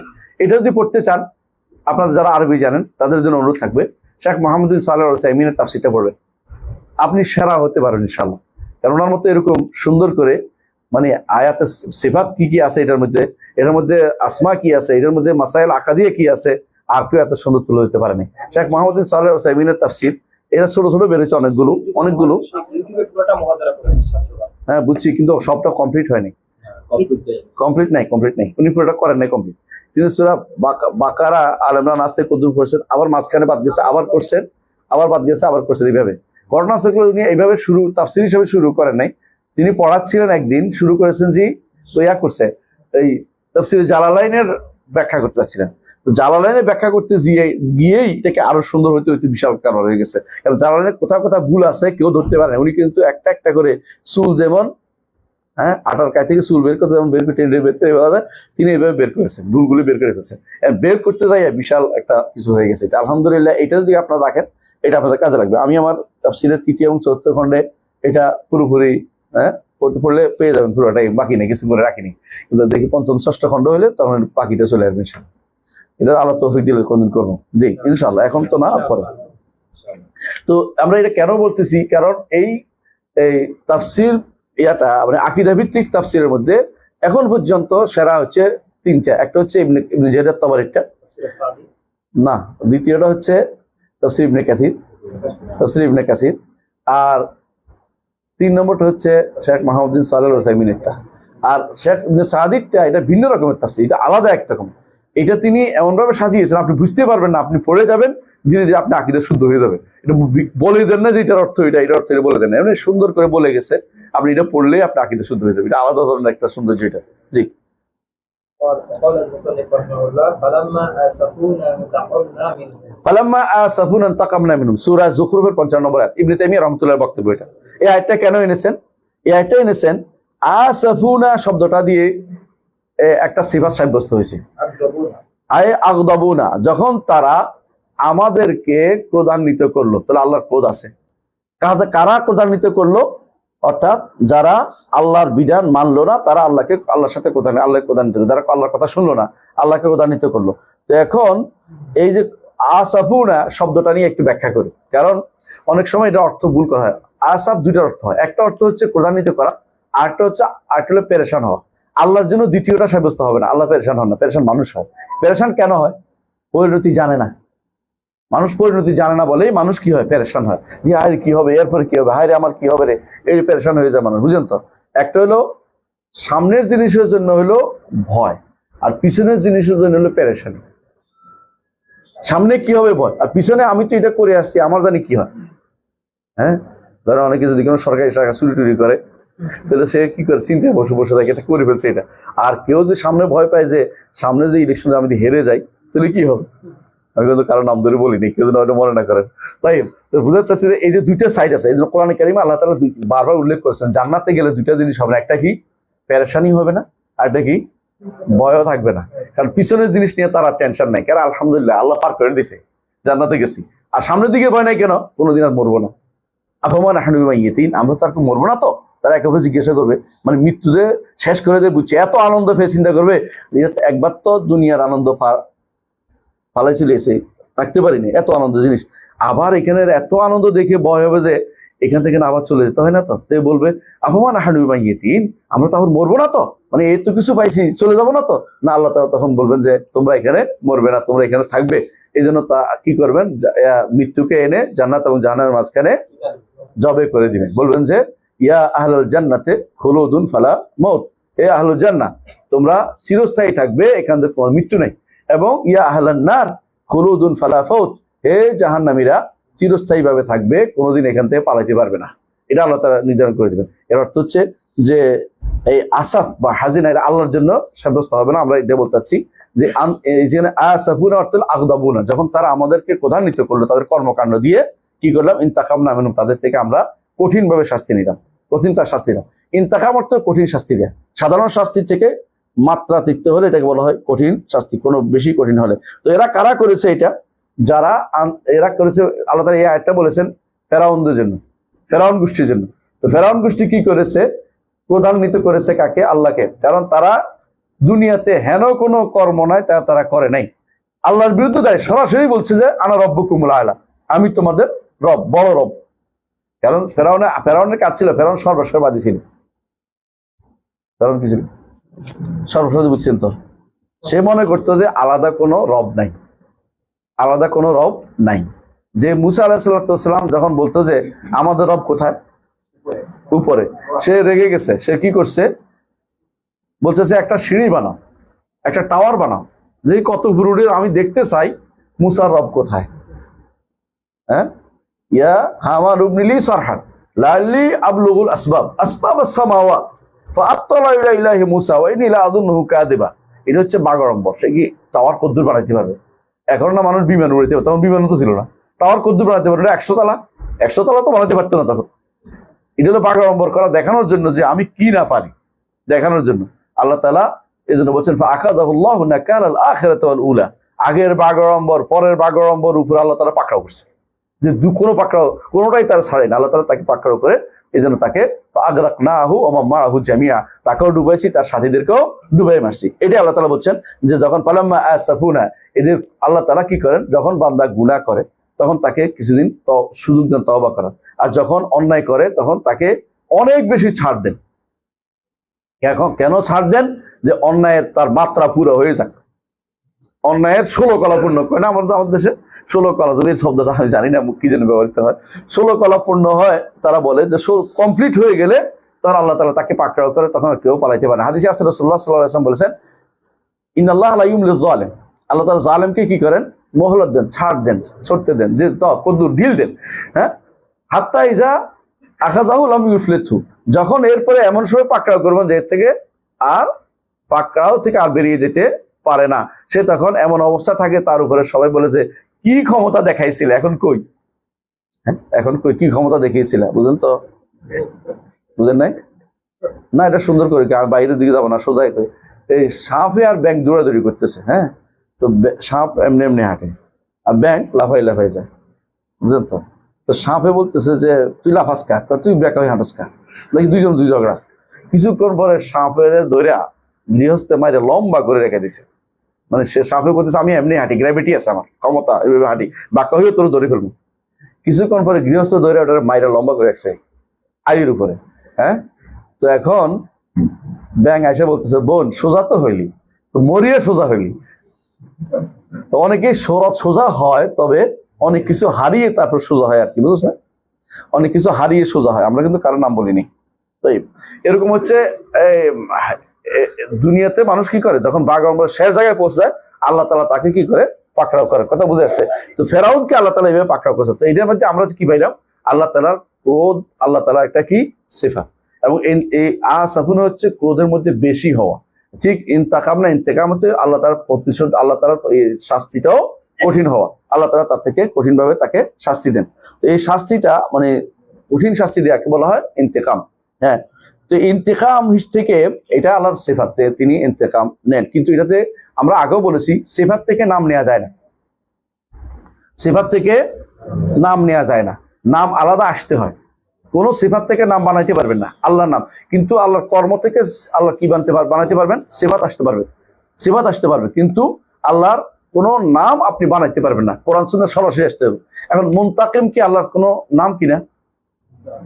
তিরমিজিতে এই নামটা আসছে, তিরমিজিতে এই নামটা আসছে, কিন্তু এই হাদিসটা শুদ্ধ না, এই হাদিসটা শুদ্ধ না। এই জন্য মুনতাকিম আল্লাহর নাম হবে না, মুনতাকিম আল্লাহর নাম হবে না, কারণ এই হাদিসটা শুদ্ধ না। বুঝে আসছে কথাটা? কিন্তু ইন্তেকাম আল্লাহর গুণ, কারণ আল্লাহ তাআলা এই কাজটা, আল্লাহ তাআলা কি পাকড়াও করেন, আল্লাহ তাআলা পাকড়াও করেন, কঠিন শাস্তি দেন। এটা কিন্তু হাদিস দ্বারা, কোরআন হাদিস দ্বারা সাব্যস্ত হয়েছে। ইন্তেকাম না, এখান থেকে সাব্যস্ত হয়েছে এটা গুণ। কিন্তু এরা ইন্তেকাম, তারা এই গুণটাও মানতে রাজি নেই। কেন মানতে রাজি না বলেন তো? কেউ যদি প্রতিশোধ নিতে হলে কি হয়, রাগ দেখাবে, লাঠি নিয়ে বের হবে, তাকে মারলে পিড়াইতে পিড়াইতে, তারপরে এই করবে সেই করবে, তারপর তার চোখ দিয়ে পানি বের হয়ে যাবে, তাকে হ্যাঁ রাগারাগি করবে, এইগুলি কথা অনেক কিছু চলে আসে। না না না না না, তো আল্লাহ কি করে না, আল্লাহ কঠিন শাস্তি এটা না। তো ইন্তেকাম অর্থ কি তাহলে? ইন্তেকাম অর্থ জাহান্নামে দিবে। তো কেমন হইলো? অথবা আল্লাহ তাআলা এটা মানে একটা কয়ে দিল, কারণ হচ্ছে তারা আল্লাহ তাআলা কর্ম স্বীকার করতে রাজি নেই, কাজ করে এখন কিছু করে না মানতে রাজি নেই। তারা মনে করে আল্লাহ আগে যা করছে করছে, এখন কিছুই করে না। তা আল্লাহ তাআলা এরা দোয়া করে কি জন্য? এরা দোয়ার অর্থ হচ্ছে আল্লাহ তাআলা আগে আপনি যেটা পাইছেন আমার জন্য লিখছেন ওইটা দেন। আর আমরা কি বলি, আল্লাহ এখন দেন, লিখছেন তো ঠিক আছে, কিন্তু এখন দেন, আপনি লিখছেন। বুঝে আসছে কথাটা? ওরা মনে করে যে এখন আল্লাহ কিছু করে না, কিন্তু আমরা কি বলি, আল্লাহ তাআলা কুল্লা ইয়াউমিন হুয়া ফি শাআন, প্রতি দিনেই আল্লাহ কিছু না কিছু করেন। এই জন্য এই আয়াতের তাফসীর দেখবেন ইবনে কাসির তিনি বলছেন কাউকে আল্লাহ আজকের দিনে কি করবেন, কাউকে সুস্থ করবেন, আজকের দিনে কাউকে অসুস্থ করবেন, আজকের দিনে কাউকে টাকা পয়সাওয়ালা বানাবেন, আজকের দিনে কাউকে ফকির বানাবেন, আজকের দিনে কাউকে তিনি জন্ম দুনিয়াতে আসবে, কেউ আজকে দুনিয়া থেকে চলে যাবে। এইভাবে আল্লাহ তাআলা প্রতিদিনই কিছু না কিছু অনেকগুলো কাজ করেন যেগুলি বান্দাকে প্রতি রাত্রে আল্লাহ তাআলা নির্ধারণ করে দেয়। এই জন্য প্রতি রাতের বাজেট আছে, প্রতি মুহূর্ত তার অর্ডার আসছে, প্রতি মুহূর্ত তিনি অর্ডার দিচ্ছেন। কিন্তু আপনি এগুলি বন্ধ করার কে? এরা এগুলি সব বন্ধ করে কি জন্য বলে আছে একটু আগে বলছি কি জন্য। না এটা নয়, আরেকটা আছে। না কেন, না এটা নয়, কেন, কারণটা কি? অস্বীকার কেন করবে? তারা বলেন যে আল্লাহ তাআলা কাদিম, কাদিম বুঝছেন তো, পুরাতন। এখন যদি কিছু করেন তাহলে আল্লাহ কি হয়ে যাবেন? নতুন হয়ে যাবেন। এখন তিনি কাদিমে যা করছে এটাই নতুন করে কোনো কিছু করেন না। না আল্লাহ তো নতুন করবেন, তোমার সমস্যা কি? বরং হাদিসে কি বলা হয়েছে? আল্লাহ তাআলা হাসরের দিন এমন রাগ করবেন যে রাগ তিনি এর আগে করেন না, এর পরেও করবেন না। হাদিসে আসছে, তাহলে ওই দিন রাগটা করবেন, তাই না? রাসূলুল্লাহ সাল্লাল্লাহু আলাইহি ওয়াসাল্লামের সাথে যেদিন কথা বলছেন এর আগে কথা বলছেন এটা না, মুসা আলাইহিস সালামের সাথে যেদিন কথা বলছেন আগে বলছেন না পরে বলছেন? ওই দিনই বলছেন। তাহলে আল্লাহ তাআলা যখন যা ইচ্ছা তা তিনি করেন, এগুলি অস্বীকার করবে কে? ওরা এটা বলে না, ওরা বলে যে এটা বাজেট ছিল, এটা আইসা ওই দিন ফিট হয়েছে। মানে যেমন আপনি কম্পিউটার টিপ দিয়ে গেছেন, 1 ঘন্টা পরে এটা চালু হয়েছে, এরকম আর কি মনে করে যে এটা চালু হয় না এত পর্যন্ত, এটা আসা চালু হচ্ছে, এরকম কথাবার্তা বলে তারা। মানে তারা কোনোভাবেই আল্লাহ তাআলা কিছু করেন, কর্মটাকে স্বীকার করে না, কেন? এটা তার কেদাম নষ্ট হয়ে যায় মনে করে। বুঝে আসছে? তাহলে স্পষ্টনা কি জন্য করে না? আল্লাহ তাআলার প্রাচীনত্ব নষ্ট হয়ে যাবে, কিন্তু নষ্ট হওয়ার কোনো কিছু নাই। যিনি ক্ষমতাবান তিনি যে কোনো সময় যে কোনো কাজ করতে পারেন, এটাই মানতে হবে আমাদেরকে। জি, তাহলে আমরা বুঝতে পারলাম যে এই আল্লাহ তাআলা কি করেন? রাগ করেন। আল্লাহ তাআলা শাস্তি দেন, কঠোর শাস্তি দেন, এটাকে আমরা স্বীকার করলাম। কিন্তু আমরা কোথায় পাইছি? কোরআন আয়াতে, সূরা যুখরুফ ৫৫ নম্বর আয়াতে। এর অর্থ হচ্ছে যে আল্লাহ তাআলা এই দুটি গুণ সাব্যস্ত করতে হবে। আসেন এরপর আয়াত পড়েন। وقال المصنف رحمه الله ولكن كره الله أنبياءهم প্রাণশীল পড়ার ক্ষেত্রে এমনি নয়, প্রাণশীল পড়ার ক্ষেত্রে শুদ্ধ করে পড়তে হবে, তাদেরকে সামনের দিকে শুদ্ধ হয়। ওয়ালাকিন আহসানতা, এবার হয়েছে, এবার হয়েছে। ওয়ালাকিন কারিহ আল্লাহু বিআসাহুম, একসাথে পড়তে হবে। এটা তো এরা নুনে দেখি বলা, এটাকে আলিফটা কি? এই আলিফটা হচ্ছে ওয়াসলিয়া, ওয়াসল, শুধু এটা পড়া যাবে না। ওয়ালাকিন কারিহ আল্লাহু বিআসাহুম, ওয়ালাকিন কারিহ আল্লাহু বিআসাহুম ফাসাব্বাতাহুম, ফাসাব্বাতাহুম। তো বুঝলেন তো, তা বা তোয়া একটু কঠিন আছে পড়া, কিন্তু পড়বেন সুন্দর করে, আপনার হরফটা শুদ্ধ হয়ে যাবে। যদিও চাপায়ের মানুষ পড়তে পারবে না, একটু কষ্ট হয়ে যাবে, তাই না? একটু কষ্ট হয়ে যাবে, না অসুবিধা নেই, ইনশাআল্লাহ পারবে। আমাদের আমাদের সাথে যে ফিলিপাইনে কিছু মানুষ ছিল, কোনদিনে তারা পা করতে পারতো না, পা করতে পারতো না, তারা ফালা করতে পারতো না, পালা। কিছু কিছু অভ্যাস কিন্তু শুদ্ধ করলে হয়। যারা কোরআন শুদ্ধ পড়ে কিন্তু শুদ্ধ করতেছে, আপনি চেষ্টা করতে হবে। পারবেন না তা কিন্তু না, মানুষ চেষ্টা করলে ইনশাল্লাহ পারে, মানুষ যা পারবে। কারণ এগুলি তো শব্দ চেষ্টা করলেই শুদ্ধটা করতে পারে। সুতরাং কেউ যদি বলে যে আমি পারি না, এটা হবে না, পারতে হবে, তাই কষ্ট করে। কারণ কোরআন শুদ্ধ করে পড়তে হবে, এখানে ভুল মাখরাজ থাকা যাবে না। বুঝে আসছে? তাই কি বলছে? ওয়ালাকিন কারিহ আল্লাহু বিআসাহুম। ইবনে তাইমিয়া রাহমাতুল্লাহ আরেকটা আয়াত আছে কি দেওয়ার জন্য, আল্লাহর সিফাত সাব্যস্ত যে কিভাবে করতে হবে কোরআনে কারিমে। এই আয়াতটা সূরা তাওবার 46 নম্বর আয়াত। সেটা কি? আল্লাহ তাআলা অপছন্দ করেছেন তাদের পুনরুত্থিত হওয়া, তারা বসা থেকে উঠে যাইবে, যুদ্ধ করবে, আল্লাহ তাআলা এটা পছন্দ করেন নাই। ফাসাব্বাতাহুম, তাদেরকে বসাই দিয়েছেন, তাদেরকে উঠার জন্য সুযোগ দেন নাই। এখন বল, তারা আল্লাহ তাআলা কারিহ আল্লাহ অপছন্দ করেছেন, তাই না? তাহলে আল্লাহ তাআলা দেখা যায় কিছু জিনিস অপছন্দ করেন, এটা আল্লাহর কি সিফাত, আল্লাহ এটা আছে, এটা বলে সিফাত ফেলি। আগের গুলো সিফাত ফেলি আলোচনা হচ্ছে। এটা কখন জানেন তো? এই ঘটনাটা কখন ঘটছে? এই ঘটনাটা ঘটছে যখন যুদ্ধের জন্য বের হওয়ার কথা বলছে। কোন যুদ্ধ? ওই যে তাবুকের যুদ্ধ। তাবুকের যুদ্ধে 3 জন গেল না। তো এদের কারিহ আল্লাহু বিআসাহুম ফাসাব্বাতাহুম, এরা কি করছে? আলসেমি করে যায় নাই, যে কাসালাহুম, আমরা সাব্বাতাহুম মানে কাসালাহুম, অলস বানাই দিছে ওদেরকে। যে এরা যেহেতু যায় নাই, আল্লাহ তাদেরকে অলস করেছে। এটা নিয়ম হচ্ছে আল্লাহ তাআলার এই হিকমত এটাই, আপনি এগিয়ে এলে আল্লাহ এগিয়ে আসবেন। হাদিসে আছে না, কেউ যে আমার দিকে 1 বিঘত আসে, আমি তার দিকে 1 হাত আসে, হাদিসে আছে না? আপনি আগাইতে চাইবেন না, এরপর বলেন যে আমার হেদায়েত দেয় নাই কেন? আপনি আগান, হেদায়েত দিবে। যদি বলে আমার হেদায়েত দেয় নাই কেন, বলে সান হেদায়েত এক্ষুনি দিবে আল্লাহ। আপনি হেদায়েত চাইবেন না, বলে আল্লাহ হেদায়েত দেখ কেমনি আমার দেয়, এটা তো আপনি আল্লাহর সাথে ঠেক ধরাধরি করছেন, এটা তো হবে না। আপনি বলবেন যে আপনি এগিয়ে যাবেন, আল্লাহ আপনাকে সহযোগিতা করবেন। এরা যদি কোনো যে আমরা চাচ্ছি তাবুকে রাসূলের সাথে যুদ্ধ করতে যাব, একটু আগাই তো আল্লাহ তাদের সহযোগিতা করতে, কিন্তু এরা কি করছে, যাইতে চায় নাই। কারণ আল্লাহ এদেরকে কি করে নাই, এই সুযোগ দেয় নাই, এজন্য অপছন্দ করছে, এরা যেন না চায়, এরা যাইতেও পারে না, এরা আরো এই কারণে তারা অলস হয়ে গেছে। এই জন্য আমরা অনেকেই বলি যে আল্লাহ কিছু করেন না, আল্লাহ করছে, এদেরকে সুযোগ দেয় নাই, তৌফিক দেয় নাই। আল্লাহ এদেরকে অপছন্দ করছে, এরা যেন না যাইতে পারে, আল্লাহ অপছন্দ করছে, এরা যেন না যাইতে পারে, অপছন্দ করেছেন।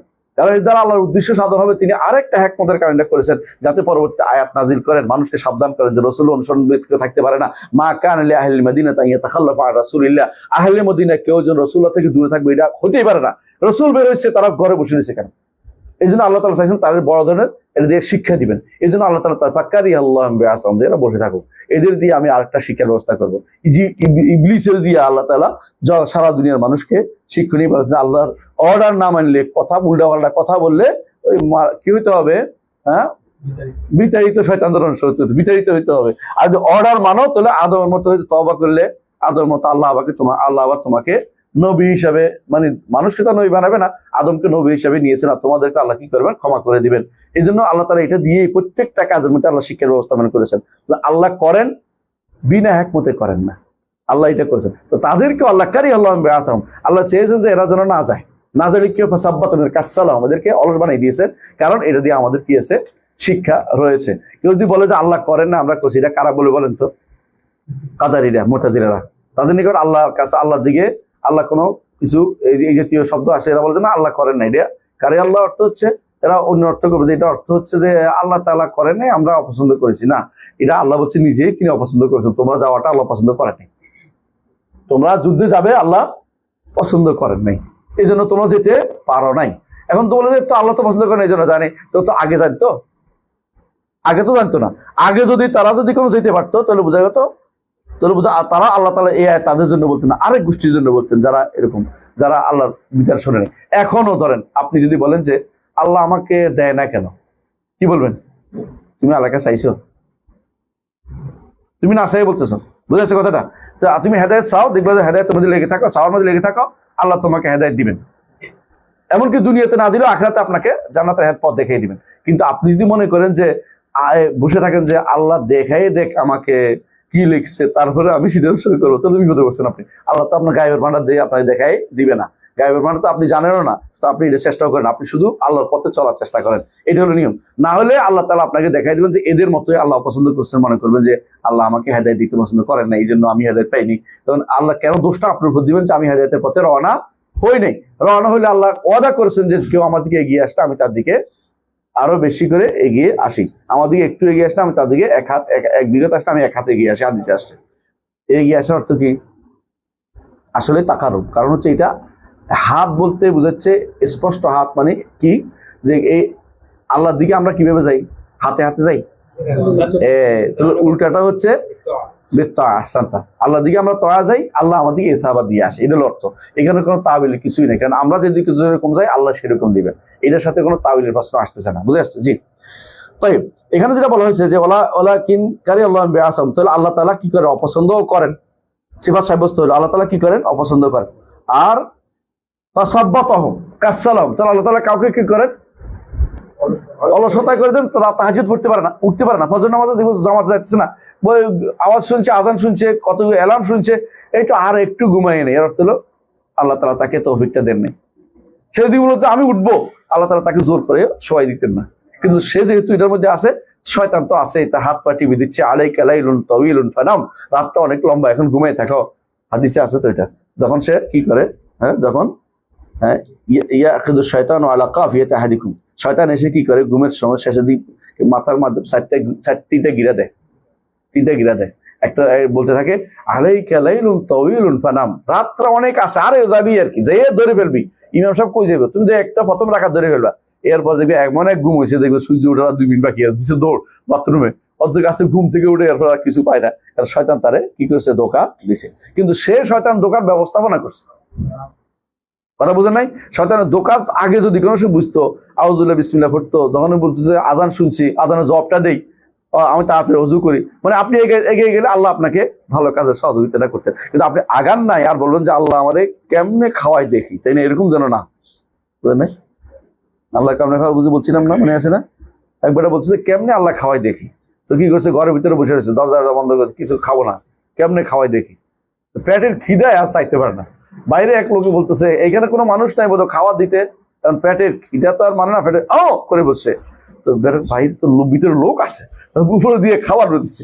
তো বেটা বুঝছে আল্লাহ খাওয়াই ঠিক আছে, আমার একটু ও লাগতেছে, কারণ আমি যে এখানে হয়ে আছি এটা তো বুঝতে হইব। এই জন্য যারা আল্লাহর দিকে আপনি একটু এগিয়ে যান, আল্লাহ আপনার দিকে অবশ্যই আপনাকে পার করে দিবেন। আপনি আগাবেন না এরপর বলবেন যে আল্লাহ আমাকে হেদায়েত দেয় না কেন, এটা অন্যায়। আল্লাহ আপনি হেদায়েত দিবেন, আপনি হেদায়েত চান, হ্যাঁ, ফাস্তাহদুনি আহদিকুম, আমার কাছে হেদায়েত চাও, আমি তোমাকে হেদায়েত দেবো। কুল্লুকুম দাল্লুন ইল্লা মান হাদাইতু, তোমরা সবাই পথভ্রষ্ট, তবে যাকে আমি হেদায়েত দেই সে শুধুমাত্র হেদায়েত পাবে। ঈমানদার এইভাবে চলে, এটা তো আকীদার বিষয়, মৌলিক বিষয়। ইনশাআল্লাহ আরেকটু ইনশাআল্লাহ ইন্তজার শোয়া আরেকটু বেশি ইনশাআল্লাহ। তাই তাহলে এই আয়াত থেকে আমি কমাই বলছি, কারণ আমাদের যাওয়ার টাইম হয়েছে, কুষ্টিয়া যাবো। তো সবাব যেটা বললাম, তাহলে আমরা এখানে গুণ পাইলাম, তাই না? আল্লাহর গুণগুলি পাইলাম যে আল্লাহ তাআলা এটা করেন, অপছন্দ করেন, আবার কাউকে কি করেন, অলস বানিয়ে দেন। আল্লাহ হেকমতে টাকা দেন, এমনি এমনি করেন না, তার হেকমতের সাথে জড়িত এটা। আচ্ছা, আরেকটি আয়াত আমরা পড়ি, এরপর আয়াতটা পড়েন, চেষ্টা করবো ইনশাআল্লাহ। ওয়াকাউলুহু কাবুরা মাকতান ইনদাল্লাহি আন তাকুলু মা লা তাফআলুন। কাবুরা মাকতান ইনদাল্লাহি আন তাকুলু মা লা তাফআলুন। কাবুরা অনেক বেশি, কাবুরা মানে কি বেশি হইলো, আজুমা। মাকতান অর্থ কি কঠিন, ক্রোধ, আল্লাহর ক্রোধ বেশি হয় কখন, যখন কেউ এমন কথা বলে যে যা সে নিজে করে না। সূরা সফের মধ্যে আসছে, আপনারা দেখছেন তো, বলছে কি ইয়া আইয়ুহাল্লাযিনা লিমা তাকুলুনা মা লা তাফআলুন, ঈমানদার কেন তোমরা এমন কথা বলো যা তোমরা নিজেরা করো না। বুঝে আসছে? এমন কথা বলো যা তোমরা নিজেরা করো না। যেমন একজন বলতে যদি বলে যে আমরা ইয়া দিয়ে করবো, মদিনার শাসন দিয়ে আমরা বিচার করব, মদিনার সংবিধান দিয়ে বিচার করবো, কি জন্য? কারো মারার জন্য বুদ্ধি আর কি। পরে দেখা যাচ্ছে মদিনার সংবিধান দূরের কথা, আসলে তার কোনো খবর নেই, মারার বুদ্ধির জন্য করছে। এরপর এরকম যদি হয় তাহলে বোঝা গেল শিক্ষিত ফেতনা তৈরি করছে, ইচ্ছা করে সাধারণ করছে। যদি মদিনার শাসন দরকার নাই, কোরআনের শাসন সবাই জানে কি করতে হবে না করতে হবে, এটা বললে হয়, কিন্তু তারা এটা মানবে না। তারা দরকার হলো কাউকে শাস্তি দেওয়ার জন্য প্রয়োজনে এমন কঠিন শাস্তি কোথায় খুঁজে পাওয়া যায় এটা খুঁজতেছিল। তো এইটাই হলো এই জন্য কথা বলেছে। এগুলি যারা বলে এরা আসলে কোনোদিনই করার জন্য বলে না, বলার জন্য করে না, ওইটা হচ্ছে বলার জন্য, করার জন্য বলে না, কিন্তু এরা মিথ্যাচার করে। এই জন্য আল্লাহ তাআলা বলছেন কাবুরা মাকতান, আল্লাহর ক্রোধ অনেক বেড়ে যায় যখন কেউ এমন কোন কাজ করে, এমন কোন কথা বলে যা এমন কথা বলেছে এটা করে না তারা। এটা আমরা কি পেলাম? এক নম্বর হচ্ছে যে আল্লাহ তাআলা ক্রোধান্বিত হন এবং আল্লাহ তাআলা ক্রোধ বেড়েও যায়। বুঝে আসছে? কখন? যখন এই কাজটা করে, অর্থাৎ তারা এমন কাজ করে, এমন কথা বলে যেটা করে না, অর্থাৎ ওয়াদা খেলাফ কাজ, অর্থাৎ ওয়াদার বিপরীত কাজ করে। এ দ্বারা বোঝা গেল এক নম্বর যেটা পাইলাম, আমরা সিফাত পাইলাম, তাই না? দুই নম্বর হলো আল্লাহর ওয়াদা, আল্লাহর সাথে কৃত ওয়াদাটা আপনার রক্ষা করতে হবে, ওয়াদাটা রক্ষা করা। এই জন্য আলেমরা বলে থাকেন যে ওয়াদা যদি আপনি করেন পূরণ করবেন, আপনি সাধারণ ওয়াদা হলে পূরণ করবেন। আপনার মনে আছে একটা আল্লাহ তাআলা কোরআনে কারীম বলেছেন যে ইসমাঈল আলাইহিস সালাতু ওয়াস সালামের নাম দিয়েছে ইন্নাহু কানা সাদিকাল ওয়াদ ওয়া কানা রাসূলান নাবিয়্যা। কেন? তিনি যদি কারো ওয়াদা করতেন থেমে থাকতেন। বলছে একজন বলছে ওনাকে যে এখানে থামো, আমি আসছি বাসায়, এই কথা বলে ওনাকে দাঁড় করে যে বাসায় গেছে, 3 দিন পরে আসছে, দেখবেন দাঁড়িয়ে দিয়েছে। কেন? যে তুমি না বলছো আসবে, আমি 3 দিন ধরে তোমার এখানে বসে আছি, তুমি দেরি করছো। ভুলে গেছে, বাসায় যেয়ে ভুলে গেছে। কিন্তু এই লোক তো, উনি তো নবী, উনি তো বলতে পারে না, নবীরা তো ওয়াদা খেলাপ করেন না, এই জন্য তিনি দাঁড়িয়ে আছেন তার জন্য। ইসমাঈল আলাইহিস সালাম কথা এইটা তাফসীরে লিখছে ইবনে কাসির। তো বলতেছি এটাই যে ওয়াদা খেলাপ করাটা যদি আপনার সাধারণভাবে বলেন, ওয়াদা পূরণ করার চেষ্টা করবেন। এটা হলো এই আয়াত থেকে আমরা পাইলাম যে যেটাই বলেন না কেন, যেটাই করেন বলবেন করেন, না হলে আপনি অন্তত এতজার করেন যে আমি বলেছিলাম পারি নাই, আপনি দয়া করে আমাকে এর জন্য ক্ষমা করুন, আমি আপনাদের ওয়াদা করেছিলাম পারি না কথাটা করতে। কিন্তু শুধু ওয়াদা করে আপনি মানে ওয়াদা খেলাফের ভিতরে পড়বেন না, কারণ ওয়াদা খেলাফ হলে কি হয়? মুনাফিকের একটা আলামত। মুনাফিক আখিরাগত মুনাফিক বানাই দিলেন না, কি হইব? ছোট মুনাফিক, ছোট নিফাক। কিন্তু ছোট নিফাক গুলো ছোট মনে হয় কারণ নেই, ছোট নিফাক একত্র হলে কি হয়? বড় নিফাকে পরিণত হয়। এটা রাসূল হাদিসে আছে, যার কাছে এই একটি খাসলত থাকবে, এইটা যতক্ষণ না ছাড়ছে তার মধ্যে নেফাকের একটা আলামত তার মধ্যে পাওয়া গেছে। এই জন্য যেন ওয়াদা খেলাফ আমাদের মধ্যে না আসে। ঠিক আছে।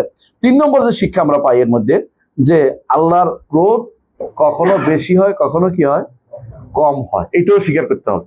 আল্লাহর এই সিফাতটা কি আছে, কখনো বেশি হয়, কখনো কম হয়। এই জন্য কখনো এই হাসরের মাঠে ক্রোধটা বেশি হবে, বলছে আগে কোনোদিন এত ক্রোধ হবে না, আর পরও হবেন না। এর অর্থ হচ্ছে ওই দিনের ক্রোধটা অত্যন্ত ভয়াবহ আকার। কেউ আল্লাহর সাথে কথা বলার মতো সাহস করবে না, একমাত্র মুহাম্মদুর রাসূলুল্লাহ সাল্লাল্লাহু আলাইহি ওয়াসাল্লাম আল্লাহর সাথে কথা বলেন।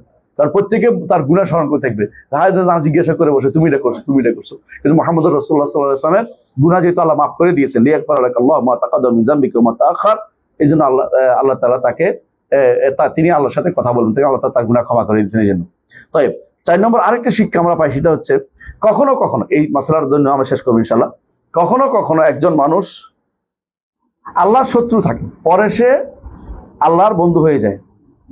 সাহাবায়ে কেরাম ঈমান আনার আগে কি আল্লাহর বন্ধু ছিল? আগে কি ঈমান আনার পরে আল্লাহর বন্ধু ছিল কেউ? ঈমান আনার পরে সবাই কি হয়েছে? আল্লাহর বন্ধুতে পরিণত হয়েছে না? এইটা মনে করতে হবে। এইটা হচ্ছে সমস্ত আহলুস সুন্নাহ ওয়াল জামাতের কওল।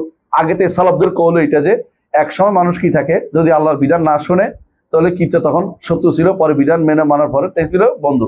যেমন ধরেন আবু সুফিয়ান রাদিয়াল্লাহু আনহু এবং খালিদ বিন ওয়ালিদ রাদিয়াল্লাহু আনহু, এরা কি না করেছে ইসলামের বিরুদ্ধে, উহুদের যুদ্ধে কি না করেছে, হ্যাঁ। কিন্তু অথচ পরে তারা ইসলামের জন্য কি না করেছে প্রত্যেকেই। রাসূলুল্লাহ সাল্লাল্লাহু আলাইহি ওয়াসাল্লাম প্রশংসা করেছেন সাইফুম মিন সিয়ুফিল্লাহ, আল্লাহর তরবারি। এবং আবু সুফিয়ান রাদিয়াল্লাহু আনহু তিনি ইয়ারমুকের যুদ্ধে শুধু কাতারের পর কাতার কাফেরদের মারছে এবং দাঁড়িয়ে গেছে এমন জায়গা, যে জায়গাতে কেউ দাঁড়ানোর সাহস করে দাঁড়ানো, সেখানে দাঁড়িয়ে গেছে যে ইসলামের বিরুদ্ধে কাজ করে, ইসলামের পক্ষে কাজ করার সুযোগ দাও আমাকে, যেন আমি ইসলামের সেটাকে কাফারা হইতে পারে। এই হচ্ছে আবু সুফিয়ান রাদিয়াল্লাহু আনহুর কাজ। তাহলে বোঝা গেল কখনো কখনো আগে বন্ধু থাকলে পরে কি হইতে পারে, পরে শত্রু থাকলে আগে বন্ধু হইতে পারে। ঠিক অনুরূপ ভাবে উল্টাটাও শুদ্ধ। আগে কিছু বন্ধু ছিল, পরে কাফের হয়ে গেলে কি হবে, শত্রু। যেমন যখন যেটা তখন আল্লাহ তাআলা এখন পছন্দ করছেন, এরপরে যদি অপছন্দ কাজটা হইতে পারে। যেমন আপনি আজকে যদি কোনো রাতে তাহাজ্জুদ করেন, আল্লাহ সন্তুষ্ট হবেন না। পরের দিন যদি কোনো আপনি বিতির না পড়ে ঘুমায় থাকেন, অসন্তুষ্ট হবে না। কথা বুঝছেন? তাহলে বোঝা গেল যে একদিন অসন্তুষ্ট, একদিন সন্তুষ্ট হতেই পারে। এই জন্য যখনই অসন্তুষ্টের কোনো আশ পাবেন, তওবা করে আল্লাহর কাছে ফিরে আসবেন, এটা হচ্ছে ঈমানদারের কথা। কিন্তু এই জায়গাতে এসে দুর্ভাগ্যবশত আশারি মাতুরিদিরা কি করে, অস্বীকার করে। তারা কি বলে যে প্রথমত কুল্লাবিয়া মানে আশারি মাতুরিদি মনে রাখবেন, এদের একটাই কথা যে আল্লাহ তাআলার সিফাত তো কাদিমা, মানে সন্তুষ্টির বিষয়টা পুরাতন হতে হবে। এখন যদি হয়, বোঝা গেল আল্লাহ কি বারবার চেঞ্জ তাগাইয়ুর এসে যায়। আল্লাহর মধ্যে যদি তাগাইয়ুর এসে যায়, পরিবর্তন এসে যায়, তো পরিবর্তন হচ্ছে কিসের গুণ? সৃষ্টির গুণ। তো সৃষ্টি তো নশ্বর, হ্যাঁ, সৃষ্টি তো শেষ হয়ে যাবে। সুতরাং সৃষ্টি যদি কোনো নশ্বর হয়ে থাকে, তাহলে আল্লাহ তাআলা তো নশ্বর হইতে পারে না, আল্লাহ তাআলা তো অবিনশ্বর হইতে হইব। সুতরাং না, আল্লাহ তাআলা কোনো পরিবর্তন নাই। তাহলে এই যে বলছে এটা যে আল্লাহ তাআলা সন্তুষ্ট কয়, যে এটার অর্থ হচ্ছে এটা আল্লাহ তাআলা তার উপরে সেই আগে থেকে সন্তুষ্ট ছিলেন। এর অর্থ কি বুঝেন? তো জাহিলি যুগেও আল্লাহ তাআলা আবু বকর, ওমর, ওসমান, আলী, যারা ঈমান আগে যারা ছিল অথবা যারা, এদের উপর আল্লাহ তাআলা সন্তুষ্ট ছিলেন। মানে যুদ্ধের ময়দানে এই মুসলিমরা এবং কাফেররা যুদ্ধ করতেছে, পরে ইসলাম গ্রহণ করছে, আগেও কাফেরদের উপর তিনি সন্তুষ্ট ছিলেন। এই জাতীয় এই ভয়াবহ কথা তারা বিশ্বাস করে, এখনো তারা বিশ্বাস করে যে এটা অর্থ হচ্ছে শেষ, এবং কি লেখা হয়েছে এটার উপর নির্ভরশীল করে। যদি ঈমানদার লেখা হয়ে থাকে, আল্লাহ তাআলা সবসময় তার উপর সন্তুষ্ট। মানে আল্লাহ তাআলা সন্তুষ্ট হন নতুন করে, আল্লাহ তাআলা রাগান্বিত হন নতুন করে, এটা তারা মানতে রাজি নেই। তারা এটা মানতে রাজি, বুঝছেন তো? এই ভয়াবহ জিনিসটা এখনো আমার দেশে যারা আশারি মাতুরিদি আছে, কারা এরা? দেওবন্দি, তাবলিগি, এরাও এদের মধ্যে কেউ হয়তো এটা আকিদের খবর রাখে না, কিসে এরা খবর নেই, এদের দুনিয়ার কোনো খবর নেই। এরা আছে ক্ষমতা কেমনে যাবে। আরেকটা গোষ্ঠী হচ্ছে এই জামিটা এখন নাই, এরা কাউসারি। আরেকটা হচ্ছে বেরেলভি, 4 শ্রেণী। এরা হচ্ছে সবচেয়ে ভয়াবহ, এরা এই আকীদাগুলি সবসময় নিয়ে আসে। আপনি এদের মাদ্রাসায় পড়লে সন্তান নষ্ট হবে। এই জন্য আমরা অনেককে বলি যে এই সমস্ত মাদ্রাসা সন্তান পড়াবেন না, কারণ আপনার আকীদা নষ্ট করবে, সাধারণ আকীদাকে নষ্ট করে দিবে, ভুল শিক্ষা দিবে। যেটা কোরআন বোঝা যাচ্ছে স্পষ্ট, এটা উল্টাটা শিক্ষা দিয়ে আপনাকে বলে এটা বলা যাবে না, এটা বললে এই হয়ে যাবে, এটা বলে দেহবাদী হবে, এটা বলে এই হবে, এইভাবে বলতে থাকে তারা, বুঝছেন তো? আচ্ছা আসি, এখন আমি বলি এদের এই কথাটা কেন আসছে। আরেকটা কি করে দেন আমরা কি বলি যে আমরা যখন বলি আমি ইনশাআল্লাহ ঈমানদার, বলি না? এরা ইনশাআল্লাহ বলে কিনা? এদের একটা বলে ইনশাআল্লাহ যদি কোনো হয় যে ইমান সম্পর্কে আমার কতটুকু কি হয়েছে না হয়েছে এটা আমি জানি না, এই জন্য বলে করে এটা হলো কুফরি এদের কথা। তো কি তো এইটা হলে জায়েজ আছে যদি কোনো এটা বলা হয়, এটা যদি বলা হয় যে এটা উদ্দেশ্য হচ্ছে এটা যে আল্লাহ তাআলা আমার জন্য কি লিখছে এই হিসাবে ইমানদার, ইনশাআল্লাহ বলা যাবে। এটা কোনো কথা হলো, এটা তো আল্লাহ তাআলা কি লিখছে কেউ জানার কোনো সুযোগও নেই, এটার সাথে এই ইনশাআল্লাহ বলার কোনো সম্পর্ক নাই। ইনশাআল্লাহ কেন আমরা বলি? আহসানতা, ইমান তো বাড়ে কমে, আর ওদের কাছে ইমান বাড়ে না কমে না, এই জন্য তারা এটা মানতে রাজি নেই। আর একটা হলো আমাদের ইমান অনেকগুলো জিনিস আছে, অনেকগুলো কাজ আমরা করতে পারি নাই।